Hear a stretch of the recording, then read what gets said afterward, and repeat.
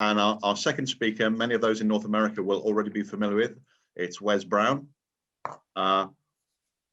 You'll be familiar with his passion for both mountains and the mapping of mountain areas. He's a person who's often climbed the very things that he's talking about. So I'd like to now hand you over to Wes Brown.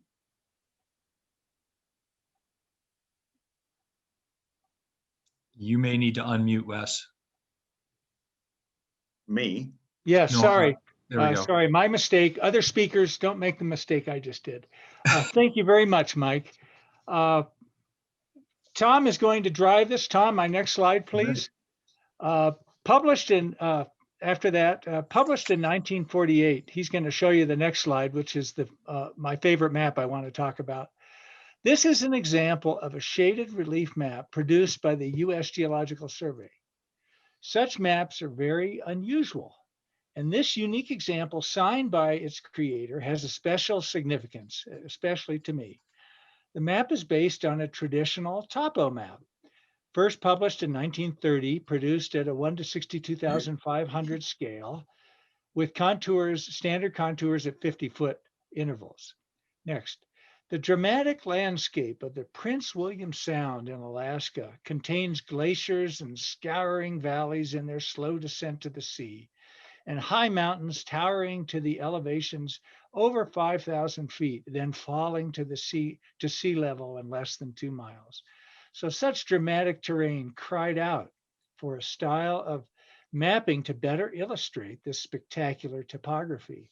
And Hal Shelton, artist, surveyor, cartographer for the USGS, he was the one who pitched shaded relief as the model for potential cartography to his agency, and he was just the man to produce this map. I first met Hal Shelton at a one-day conference presented by the Geography and Map Division at the Library of Congress, honoring, and I quote, the 4 greatest living American map makers, close quote, of which Shelton was one, and you see him as the older gentleman in the picture at that conference. I sat next to Hal and his wife at dinner, and as the only Coloradans in the room, we struck up a lasting friendship. After earning a degree in scientific illustration from Pomona College and unable to find a job as an artist during the Depression, Shelton began his career in 1938 as a surveyor with the USGS. And you see the survey quickly got him to do some art for them as well.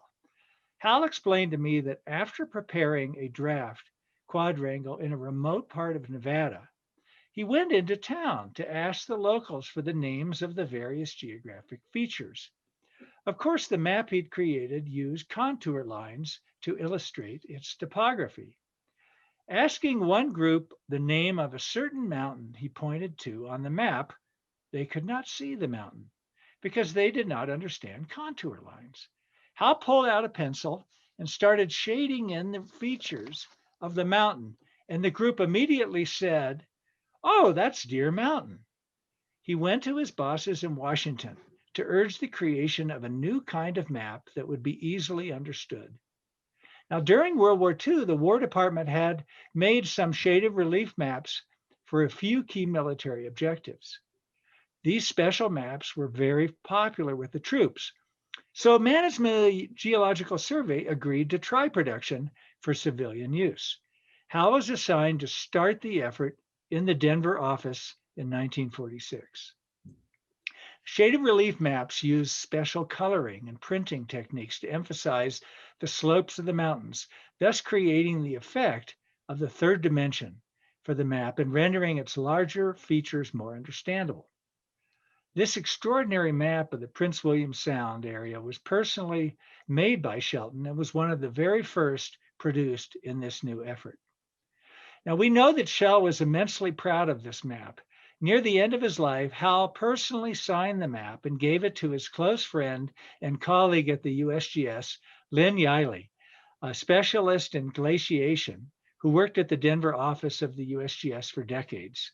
And in fact, Lynn was a member of our Rocky Mountain Map Society from 1991 until his recent death. Now, although the expense of printing shaded relief maps is only marginally more The cost to create them was high. The techniques used at that time required months of work to produce a single map by the rare cartographer who also possessed artistic talent. Of the thousands of quadrangles published by the USGS using contour lines, only a very few were produced using this elaborate approach. For example, in the dramatic landscape of the state of Colorado, with hundreds of individual USGS topographic maps printed using contours, only 2 maps, the quadrangles of Rocky Mountain National Park that you see here, Pikes Peak, were produced by the USGS using the techniques of shaded relief. Now I'd like to tell you about how Howe went on to produce and introduce another style of map that is popular today.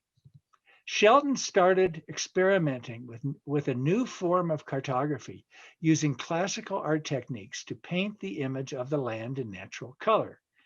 The publisher would then add features like roads and text in black ink on top. He proposed this new painting approach to the USGS management in Washington, but it was rejected.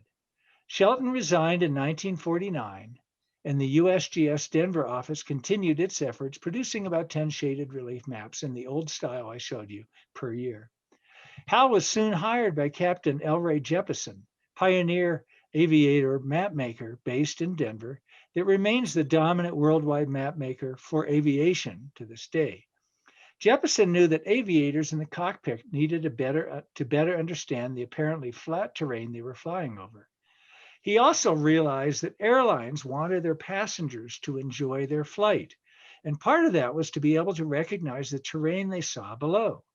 Captain Jepp saw in Hal Shelton just the artist with exceptional sense of terrain, skill in cartography, and strong artistic talent that could create such a map. Shelton started painting his natural color relief maps, and the technique took off. Many airlines clamored to buy his painted landscapes from which they would print route maps. Rand McNally was soon hiring Hal to print natural color topographic paintings along with arch competitor, the Gosha Company. Besides working for Jeppesen, Shelton freelanced for many entities. The young ski industry was taking off and needed a way to promote their business. In the 1960s, Shelton became the first ski area artist in the United States. I've tried to collect several examples of these original posters. One of his most enduring creations is a large panorama of the various ski areas painted for Colorado Ski Country, USA. It was printed in magazines and posters sponsored by Coors Beer and other businesses for decades. Painting a natural color map was extraordinarily time-consuming. The April 1960 issue of Airlift magazine, in an article about Jeppesen and Company, noted, and I quote, "A skilled artist faced with the job of getting mountains, rivers, and highways shaded exactly right does well if he completes 1 square inch per hour. Original artwork for the map of California took 1,500 man-hours." Shelton produced and sold many fine art landscape paintings as well. Many of his paintings received awards, including this one I was able to buy that won Best of Show in a regional art exhibit. It's a very large painting, and although severe terrain, I love it. In conclusion, Shelton had enormous feeling for the land and stated that a successful map allowed a person to, and I'm quoting Hal, smell the mountain and hear the wind.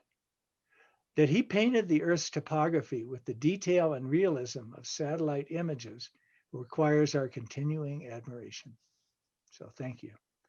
I love these maps of his. And we can tell. Thank you very much, Wes. Do we have any questions coming through? I haven't spotted anything myself. I'm going to emphasize something while we're waiting. So I want you to think there are 3 different areas he was revolutionary in. He really was initiated the shaded relief movement by the USGS.